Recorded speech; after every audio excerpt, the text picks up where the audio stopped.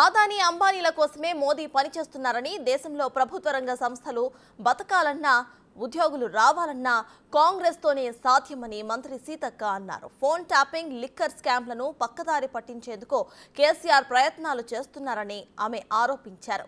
BRS పాలనలో అనేక మంది రైతులు చనిపోతే ఏ ఒక్కరిని సైతం పరామర్శించిన కేసీఆర్ ఇప్పుడు రైతులపై ప్రేమ ఒలకబోస్తున్నారని విమర్శించారామె.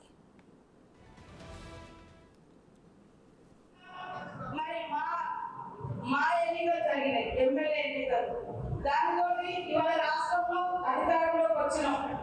మరి ఇప్పుడు జరిగేది ఢిల్లీ ఎన్నికలు, ఆ తర్వాత వచ్చే ఎన్నికలు మీ ఎన్నికలు, గల్లీ ఎన్నికలు. మరి ఈ ఢిల్లీ ఎన్నికలలో ఈ స్టేట్ మీద మీద మీకేదైనా భిన్నాభిప్రాయాలు ఉంటే ఉండొచ్చు, కానీ అక్కడ ఉన్నటువంటి రాహుల్ గాంధీ గారి మీద, అక్కడ ఉన్నటువంటి సోనియమ్మ మీద, అక్కడ ఉన్నటువంటి మల్లికార్జున ఖర్గే గారి మీద మాత్రం మనకు ఎలాంటి భిన్నాభిప్రాయాలు లేవు. ఎందుకంటే ఆది నాయకత్వం మరి 34 సంవత్సరాల తర్వాత